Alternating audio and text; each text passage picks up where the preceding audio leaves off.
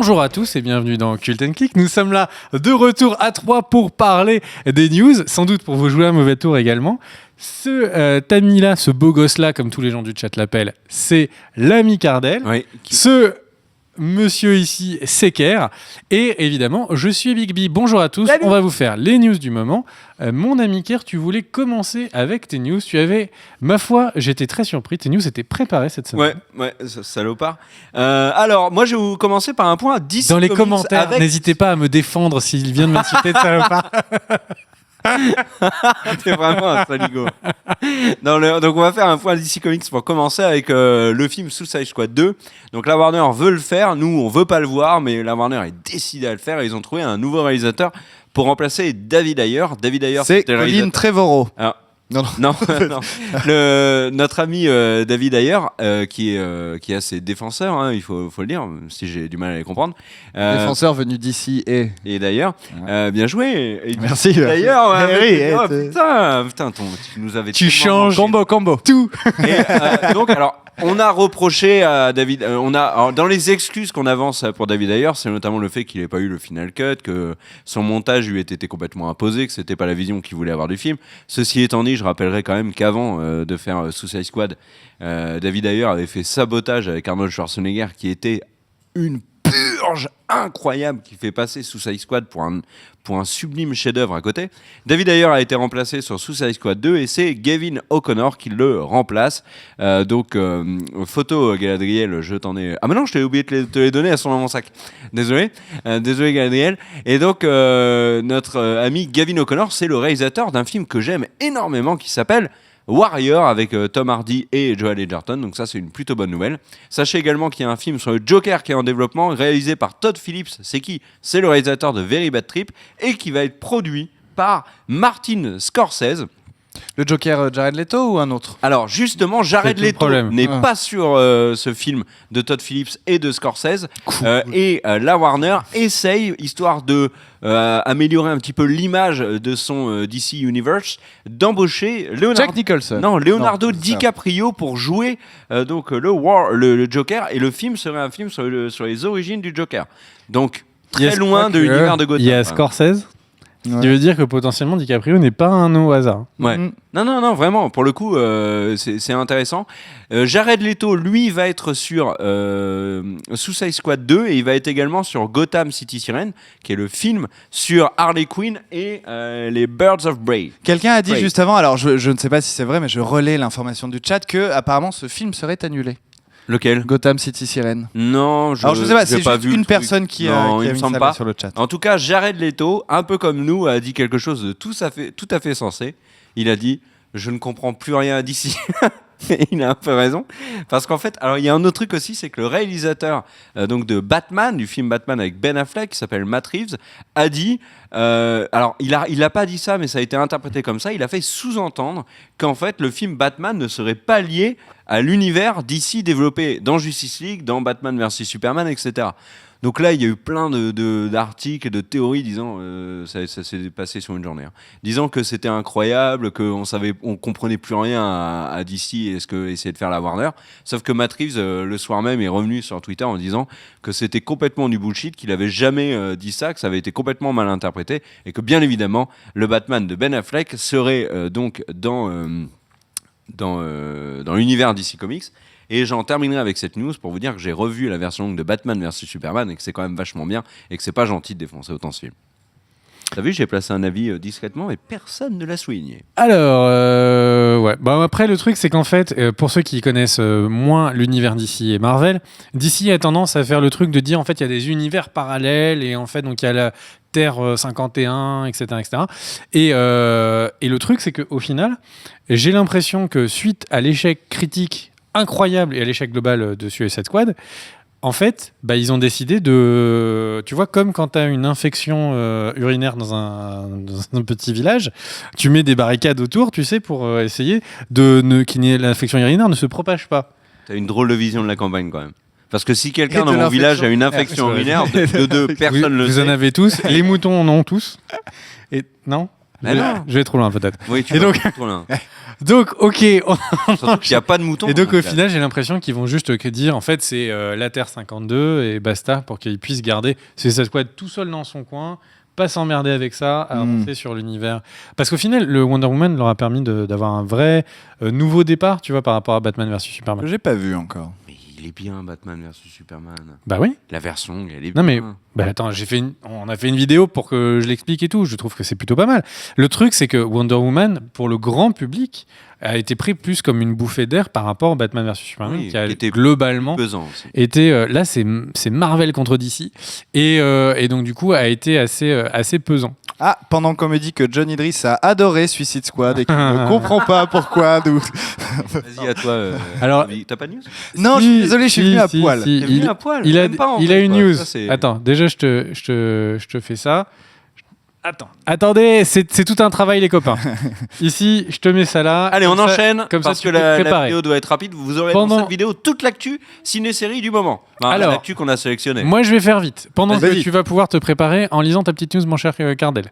Donc, il y a les Inhumans. Donc, les Inhumans qui sont sortis la semaine dernière dans les IMAX. Si vous vous souvenez, le principe de cette nouvelle série Marvel était tout simplement d'avoir les premiers épisodes diffusés en exclusivité dans certains cinémas en IMAX et 4 semaines après d'être diffusés sur juste à la télé en gratos pour tout le monde. Donc, on peut se poser la question, pourquoi aller voir une série en IMAX à 15-20 $ suivant les endroits aux États-Unis pour ensuite y retourner et quel pouvait être le succès 50 de dans ça. la salle de Besson. Pardon. Non, je faisais un troll sur Besson. Vas-y. Et donc au final, eh bien, quel a été le succès financier des Inhumans ?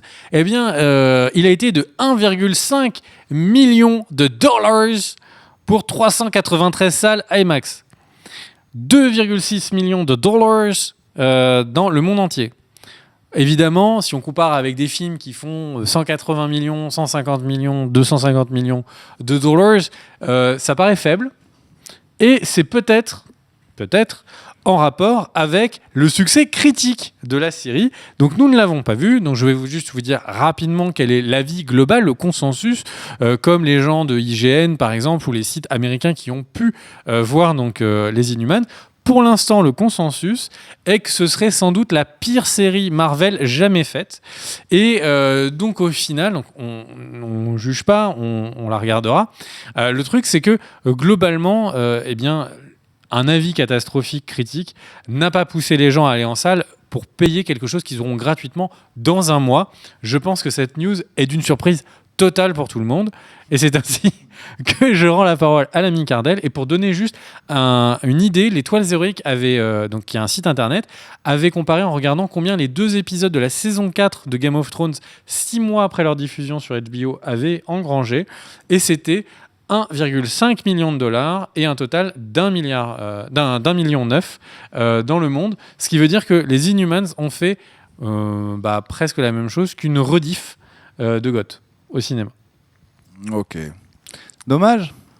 Il y a de bons acteurs. Déception. Il y en a un. Déception, je ne Alors, te le cache pas. Iwan machin truc qui joue Ramsay Bolton dans God. J'ai vu des personnes sur le chat, puisque l'émission est en direct pour ceux qui la regardent en VOD, dire que ça va être difficile de le voir dans autre chose que Ramsay Bolton, mais sachez qu'il était excellent dans la série Misfit et que dans Misfit il joue un good guy, mais alors le plus good Mais guy c'est ce que j'allais possible. dire. Moi, je pensais Mais là, il joue un justement. méchant dans Inhumans. Ah ouais. Hmm. Maximus c'est un méchant. En fait, ils l'ont pris parce que c'était Ramsay Bolton. Oh non, mais c'est vraiment abusé, il faut lui donner d'autres rôles.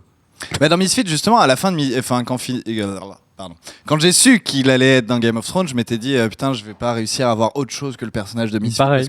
Et en fait, non, pas du tout. Bah ouais, non, c'est un bon acteur. Génial, ouais. Et une pensée pour Nathan qui a quitté Misfit pour faire carrière dans le cinéma et qu'on n'a plus jamais revu depuis. Oui, c'est vrai. Mais c'est une catastrophe ce qui lui arrive. Mais bon, c'est pas l'histoire de cette vidéo, mais c'est une catastrophe. C'est-à-dire la nouvelle star, tous les producteurs se l'arrachaient et au final, on l'a juste oublié. Il a même pas été dans la nouvelle Star, c'est pour vous dire. Tu avais une news, mon cher Cardel. Oui, alors j'ai d'abord une première question sur cette news. Manque-t-il une lettre au premier mot entre Non. guillemets ? Non, d'accord. Eh bien, vous aussi, ça va vous surprendre quand je vais vous dire cette news. Eh bien, tout simplement, la société Paramount Pictures a acquis les droits du célèbre roman. C'est du roman d'ailleurs quand Tout on à fait. achète- Ouais, c'est ça. Dracula, et oui. Et oui, les ayants droit ont enfin vendu ces droits-là à la Paramount. Alors, qu'est-ce qu'ils vont en faire, la Paramount? Ils vont tout simplement en faire un préquel qui va s'appeler Dracul, sans le A. C'est pour ça que je pensais qu'il manquait une lettre. Quand cette passion vous prend... pardon. C'est Dracul. Dracul. C'est bizarre comme nom de Dracul. Si tu avances, c'est que je Dracule. Est-ce que tu veux que je te Dracula? Exactement. Donc, qu'est-ce que je peux vous dire de plus? Eh bien, ça va être une histoire qui va être écrite par Dacre Stoker and J.D. Barker et qui va se dérouler en 1868, exactement au lieu très précis dans le centre de Bramsut. On parle d'un cinéaste qui est en ce moment sur les écrans. Il s'agit du réalisateur de ça, de l'adaptation de ça en tout cas, Andy Muschietti. Il serait pressenti pour mettre en scène ce préquel, mais dans quelques années, pas dessus. Carton box. Incroyable au box-office américain, ça c'est vraiment un succès. Est-ce qu'il incroyable. surfe pas un peu sur la nostalgie Stranger Things aussi, ça? Je sais pas, mais en tout cas c'est vrai que ça a fait un énorme démarrage ce week-end avec plus de 100 millions de dollars aux États-Unis. Stranger Things, ouais. Combien t'as dit? Plus de 100 millions. Il est à 110 millions. Alors je crois avoir vu un 178 millions à aujourd'hui. Non, c'est pas possible.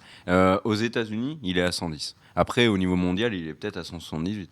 Mais non, ça serait incroyable. Mais il a déjà fait mieux que beaucoup de très très très gros films de l'année 2017. Moi, j'ai une autre info très rapide pour parler d'une série dont on parle vraiment pas assez sur la chaîne et c'est un vrai problème. C'est Game of Thrones, puisque le site Torrent Freak a donné donc des petites statistiques sur les téléchargements pas très légaux donc de la saison 7. Et bien, figurez-vous qu'il y a eu plus de... Alors, à votre avis, il y a eu combien d'épisodes de Game of Thrones téléchargés illégalement? Tous 8. Alors, bon, ok, alors là, vous m'aidez énormément. En fait, il y en a eu plus d'1 milliard on compte HBO Espagne ou pas? D'épisodes téléchargés sur Internet illégalement. Alors, il y a plusieurs... Donc, c'est un record historique. Il y a plusieurs raisons qui expliquent ça. Un, c'est un énorme succès populaire, c'est évident. Et de deux, il y a eu 2 épisodes qui ont fuité avant leur diffusion, ce qui a incité les gens à le voir de manière pas très légale avant de le voir de manière légale. C'était l'épisode 4 et l'épisode 6. Donc HBO peut se vanter d'avoir encore battu un record avec donc 1 milliard de téléchargements, plus d'1 milliard de téléchargements donc illégaux sur la série. Vous imaginez bien que le patron de HBO est actuellement en PLS et les infirmières s'occupent avec soin de lui. News suivante. Eh bien, la news suivante, ça va être la mienne, ma foi. Disney, le 8 août, avait annoncé dans un fracas que, eh bien, tout simplement... Attends, je vais essayer de te mettre ça. Je t'avoue que j'ai du mal à la comprendre. Ouais. C'est celle de guerre, donc je vous laisse en parler entre vous. Donc le 8 août, eh bien, il y a l'ami Disney qui en fait a annoncé qu'il ne se retirerait et qu'il créerait leur propre plateforme de diffusion en streaming, donc comme Netflix. Donc Disney, c'est quoi? Donc c'est tout le patrimoine Disney, c'est évidemment Marvel, c'est évidemment Star Wars et c'est évidemment Pixar. Donc au final, le truc c'est que beaucoup de gens se sont posé la question de est-ce que ça veut dire que de nombreuses séries vont être retirées du catalogue Netflix? Le doute s'était plané sur est-ce que du coup Netflix va se retrouver en face avec la plateforme Universal, la plateforme Warner, etc. Ou est-ce que chacun aura sa plateforme, peut-être à prix plus attractif et avec son propre contenu? Or, il y a 3 jours, la direction de Disney a répondu à cette question en disant, et ça c'est assez intéressant, parce que leurs termes sont très précis, et dans lesquels ils ont répondu qu'il y aura toutes les productions des studios Disney, de l'animation, les adaptations live, y compris Pixar, Star Wars et tous les films Marvel. Ce qui exclut donc les séries Marvel. Et donc, ce qui veut dire que contrairement à beaucoup de personnes qui s'étaient du coup posé la question en disant qu'est-ce qui va devenir de toutes ces séries Defenders, Daredevil, etc. Netflix, parce que c'est vraiment une production faite par Netflix. Qu'est-ce qui va se passer avec du coup ces quelques autres tentatives de séries donc Marvel qui sont à la télé, comme Agent of S.H.I.E.L.D., qui a l'air de vivre sa dernière saison, mais ce n'est pas sûr. Et donc au final, qu'est-ce qui va se passer avec tout ça? Eh bien, du coup, Disney a répondu les séries, pas de problème. Par contre, tout le reste, ce sera uniquement chez nous. Mais il n'y a pas eu une couille dans le potage là. Qu'est-ce qui s'est passé entre Disney et Netflix? Il y a quelques temps, on faisait des news disant Qu'est-ce que qui s'est passé entre tout le monde et Netflix? Et puis surtout, on faisait une news il y a pas longtemps disant que le boss de Netflix allait probablement rejoindre Disney. En tout cas, que Disney allait probablement racheter Netflix pour permettre à Netflix de profiter de leur réseau de distribution, tout ça. Et d'un coup, ça a pété, quoi. Alors déjà, il y a plusieurs choses. Déjà, le truc, c'est qu'il y a eu beaucoup d'annonces qui ont surpris tout le monde sur la rentabilité de Netflix. Ouais. Netflix, qui aurait pu être intéressant à l'achat, tu vois, aux yeux, on se dit, ça se trouve Warner, ça se trouve Universal, ça se trouve Disney, aurait tout intérêt d'acheter Netflix. Sauf qu'on a appris cet été que Netflix aurait 10 milliards de dettes. Donc c'est pas tu vois, ce que tu me dois. C'est... Attends, hop. Voilà, je suis de nouveau avec nous. Excusez-nous, il y avait eu un bug d'image car avait frisé. Et donc le truc, c'est qu'au final, 10 milliards de dettes et que tous les ans, cette dette s'alourdit. En fait, Netflix est dans la course à l'armement et pour être sûr d'être le premier site en abonnement de streaming, enfin plateforme en abonnement de streaming, eh bien, il faut qu'ils aient du contenu, il faut qu'ils aient du contenu en exclusivité, il faut qu'ils en aient plus que tout le monde et que tout le monde va s'abonner à Netflix avant toute chose. Et au final, là, on voit que cette course à l'armement fait qu'ils ont énormément de dettes et qu'en phase 2, ils vont avoir énormément de personnes qui vont avoir leur propre contenu qui vont être disponibles. Parce que là, on parle évidemment de tous les studios, mais on parle, attention, on l'avait annoncé, Apple a débauché des personnes et des exécutifs et des producteurs chez Netflix pour avoir sa propre plateforme. Kerr vient d'avoir un choc. Je ne sais pas ce que c'est, mais tu as l'air choqué. Et le truc, c'est que à côté de ça, Apple donc a sa plateforme Apple Music qui concurrence Spotify, et ils avaient déjà annoncé il y a 1 an et demi que la plateforme Apple Vidéo arriverait avec du contenu exclusif à Apple Vidéo. Et donc au final, Netflix, non seulement ils ont un sacré problème parce qu'ils ont leur bateau qui coule. Enfin, tu vois qu'il y a vraiment un trou, mais le moteur qui faisait que la vitesse faisait qu'il ne coulait pas à pic, là, il est en train d'avoir tous les jours, on lui enlève une hélice. Et à côté de ça, il y a Jeff Bezos, donc je fais 2 news en une. Il y a Jeff Bezos, qui est le patron de Amazon, pour ceux qui s'y connaissent un peu en high-tech, qui a annoncé que Amazon allait mettre les moyens pour que la future série à la Game of Thrones soit sur Amazon Prime Video. Et alors le truc, c'est que Amazon Prime Video... Un petit peu prétentieux tout ça. Il en a l'espoir, pourquoi pas. Ouais, mais tu peux jamais deviner. Enfin, oui. Et puis, tu peux jamais deviner, on est d'accord. Le truc, c'est qu'il a fallu beaucoup de séries HBO avant de sortir un Game of Thrones, et notamment des ROM et des séries vraiment particulièrement stylées avant d'y arriver. Mais Amazon Prime a sorti le grand jeu. Ils ont Wong Kar-wai qui bosse en ce moment sur un film. Ils ont Seth Rogen qui bosse sur une adaptation pour une nouvelle série à la Preacher. Donc il va faire comme il a fait sur The Preacher. Il va adapter un comics en série. Il y a énormément d'adaptations qu'ils ont achetées. Tom Clancy avec John Krasinski qui va bosser dessus pour une série. Il y a David O. Russell, Robert De Niro, Johnny Almour qui vont apparaître dans une nouvelle série. Donc il y a beaucoup de grands noms qui sont associés à la nouvelle sortie de Amazon Prime Video. Après, il faut faire gaffe. Amazon Prime a teasé énormément de séries l'an dernier, enfin plusieurs séries, moins que là, et elle en a annulé certaines qu'on n'a jamais vues, et notamment les plus ambitieuses. Donc, qui annule une fois peut annuler 2 fois. Et vous connaissez ce dicton célèbre qu'utilise souvent l'Amica.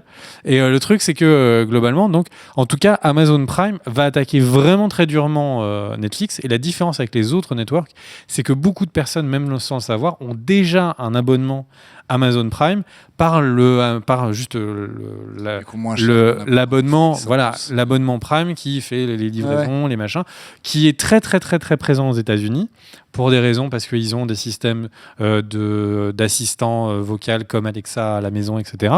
Et donc Amazon Prime est peut-être le plus dangereux si on exclut le fait que toutes les familles prendront l'abonnement à Disney pour pouvoir avoir toutes les séries Disney. Ah ouais, mais il y a Medjay qui dit dessus, Netflix 36 € par an, ça coûte encore moins cher qu'Amazon Prime. Oui, mais en fait, si tu commandes par exemple un Blu-ray sur Netflix, tu vas pas avoir une livraison gratuite, tu vas même pas avoir de livraison. En fait, c'est l'énorme avantage d'Amazon Prime et notamment en vidéo. Puis moi, ça me coûte 11 balles par mois, 12 balles même par mois Netflix.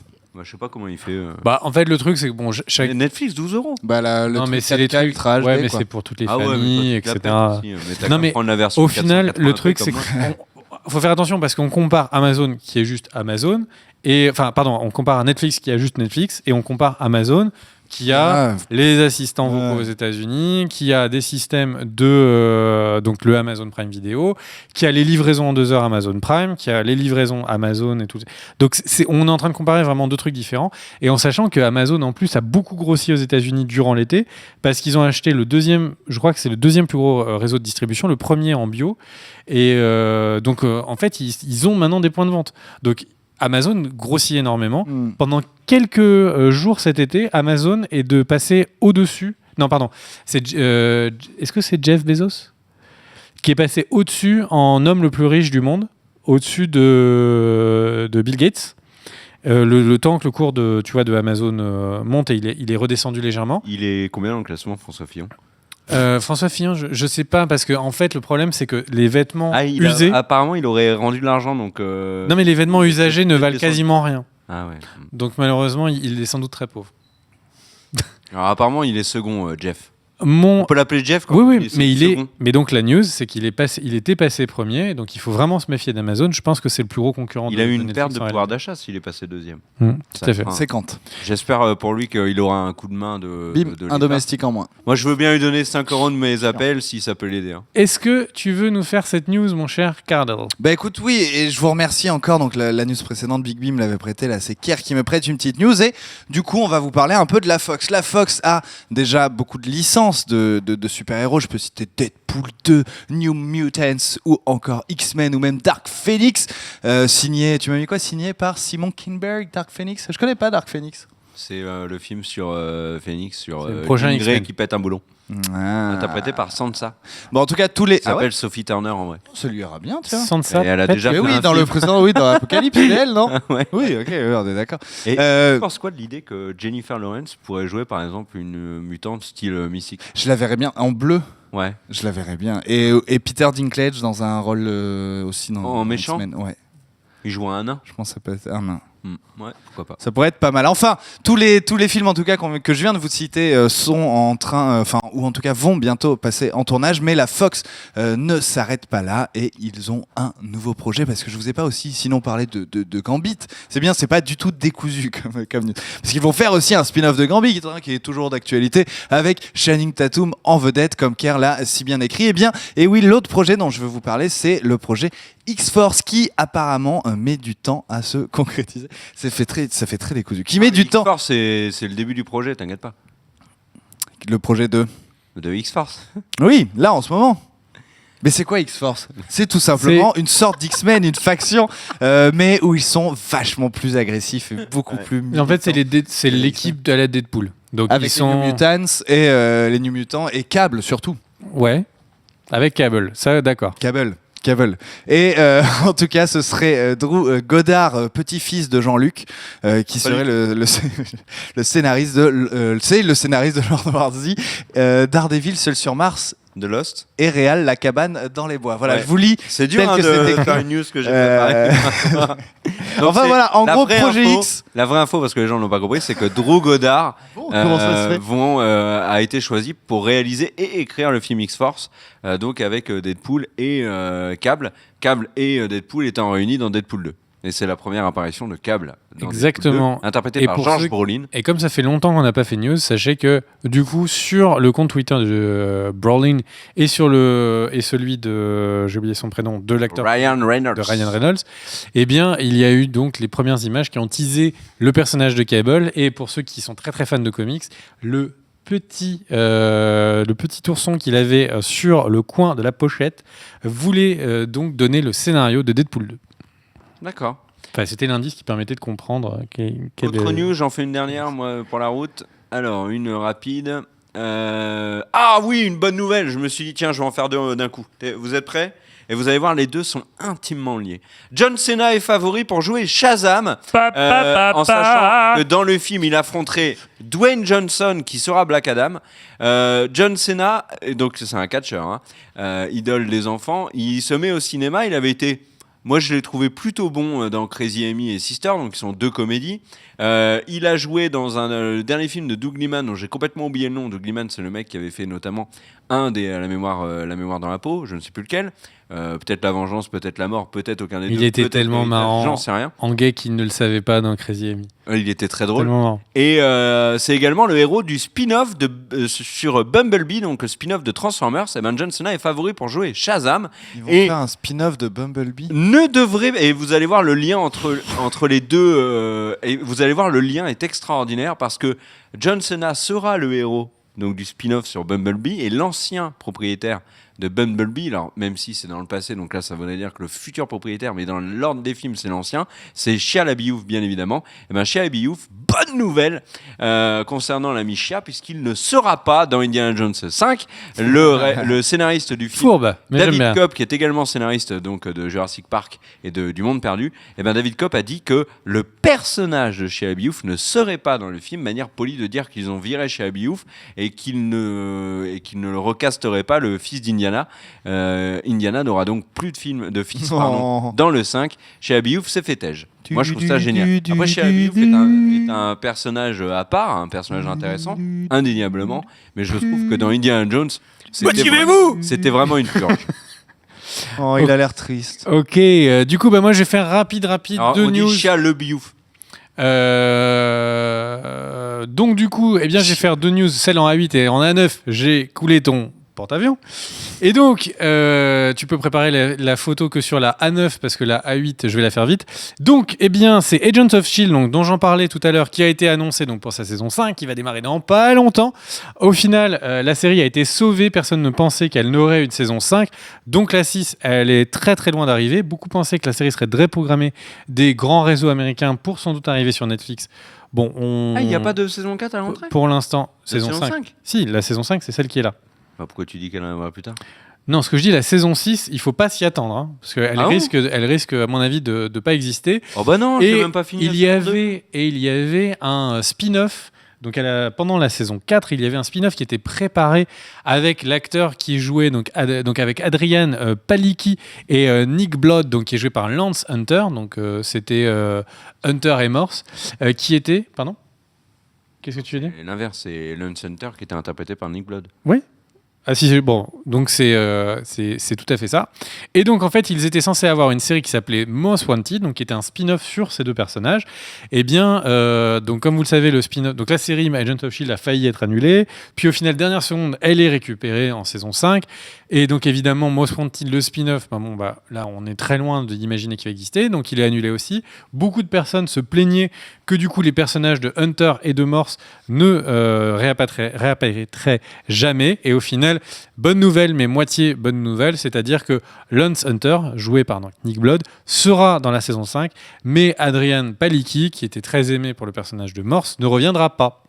Voilà. Ok. Alors que sur le chat, il y a beaucoup de gens qui disent que je dis très mal le nom de l'acteur Shisha Labilout. Alors je ne sais pas pourquoi vous vous en prenez autant à ma... Mais c'est vrai que j'ai jamais réussi à le dire. Comment tu le dis toi? Shia LaBeouf. Et toi, tu le dis comment? Moi, je dis Chia le bœuf. Donc Shia Eh LaBeouf. ben, maintenant, je l'appellerai Shisha Labilout. Voilà. Chia le bœuf. Donc ensuite, on enchaîne par la dernière petite news. Il y a 600 objets en vente. Et donc là, on parle à tous ceux qui ont un max de pépettes. Il y a 600 objets qui ont été mis en vente dans une énorme vente aux enchères qui aura lieu dans quelques jours en fin d'année. Et je crois que c'est fin septembre, début octobre. Et qu'est-ce que c'est? C'est des objets de différentes collections de cinéma qui ont été mis en place. Donc, qu'est-ce qu'il y a? Il y a, comme vous l'avez vu, l'œuf de Alien qui a été mis en vente aux enchères à $1,000. Il y a les chaussures de McFly à $16,000. Le costume de Jack Nicholson qui a été mis en vente à $13,000. L'épée de Conan le barbare, les mecs. L'épée de Conan le barbare qu'on voit là à l'image, elle a été mise à un petit prix, $5,000. Alors tout ça, c'est pas une vente Amazon, c'est plus proche de l'eBay. Donc c'est des prix de démarrage. Donc attendez-vous à ce que certains montent à plusieurs centaines de milliers de dollars. Et donc 600 objets de collection. Si vous avez des ronds, c'est pas forcément le conseil en investissement que je vous ferai, mais si vous vous en foutez, si vous êtes le fils de plusieurs Émirats Arabes Unis en même temps, eh bien, écoutez, profitez du fait qu'ils soient tous unis, achetez on a un 600 monégasque trucs, avec nous. et ensuite refaites le Zerator Event en mettant tous ces objets en C'est ce que vente. j'allais dire, ça pour- profite quelque chose ou pas? Non, non, ça profite la poche des gens. Eh bien, C'est- je préfère les gamers et les Alors, pour ceux qui aiment également le grand cinéma français, sachez que dans cette vente d'objets, il y a également la ceinture de Samina Seri dans Taxi 2 à 12 €. C'est pas mal. Ça, c'est les fake news, le gars. Enfin bref, donc il y a 600 objets, on vous invite à aller regarder l'article sur The J'avais Wire. envie de tirer sur l'ambulance. Et eh bien voilà, pendant que Lancelot Sangwart qui nous, Nous donne du blé. qui nous fait un super chat et qui nous dit et le spin-off sur Job de Banshee toujours actu. Et là je me retourne vers Kerr. Aucune idée, je savais même pas qu'il y avait un spin-off. Eh bien, moi non plus. Ça Je me m'étonnerait surprends. qu'il y ait un spin-off de Job de Banshee parce qu'ils ont annulé Banshee. Enfin, ils l'ont annulé. Ouais. Ils l'ont conclu en accord avec les Le problème les d'audience. créateurs. Non, pas du tout. Mais ça coûtait trop cher pour une série comme Cinemax, une chaîne comme Cinemax qui, depuis, lance des séries et puis les annule parce qu'ils n'ont pas le blé. Donc Et ça si m'étonnerait. c'est ça, je sens Oui. qu'il va devenir consultant de la police de toute façon. Donc je sais Job pas. Bah non. Oh, bah, si, Alors, sur le chat, c'est pareil pour les Il y a un US. commentaire qui me fait marrer, qui dit Big V, prends-toi le costume du Joker pour le mariage. Et ça me fait rire parce que pour la blague, on est allé taper sur Google Images le mariage de Batman, ou mariage en costume de Batman. Et alors là, t'as des mariages de redneck américains. Ah, bah, ça existe. Où le prêtre est habillé en Batman, où t'as tout, tu sais, tous les témoins qui sont habillés en Robin, t'as des trucs qui sont colossales. Vraiment, allez voir sur Colosso peut-être. Eh bien, allez voir sur Google Images, il y a des trucs assez marrants. Ou quand vous tapez Redneck Wedding, alors là. Est-ce que je pourrais venir au mariage Alors là, C'est tellement un bon nom de télé-réalité. Ah, mais c'est Redneck Wedding. tellement génial. Au mariage, est-ce que je pourrais venir avec une fanfare et on ferait le thème des Lannister? Ça serait stylé, puis ça ferait flipper tout le monde. Alors en fait, sache ça que serait génial. tu es de nos proches, Tout le monde va regarder. tu es le seul qui n'est pas invité. Ah Et on a- merde. parce que tu es trop fan du Red Wedding de Game of Thrones et on ne voulait prendre aucun risque. Je me souviens Parce plus. que, en fait, de tous les gens que je connais, tu es celui qui ressemble le plus humainement à Rhys Bolton. Ouais. Et la chanson que tu essayais de faire, c'est. Tanan, nanan, la, la, la, la, la, la, la. Oh! Oh, c'est Superman avec deux Attends. anneaux. On a terminé pour les news. On vous remercie tous et toutes de nous avoir suivis dans cette vidéo news. Si vous avez regardé sur la chaîne, n'oubliez pas le pouce vers le haut, bien évidemment. Les petits commentaires, c'est très important. N'oubliez pas également de commenter, ça aide la chaîne à grandir. On remercie l'ami Cardel qui est venu Oui, et c'est qui moi. sera là Bonjour, du coup, bonjour. la semaine prochaine. Et s'il n'est pas là, on ira le chercher, on le traînera par les pieds.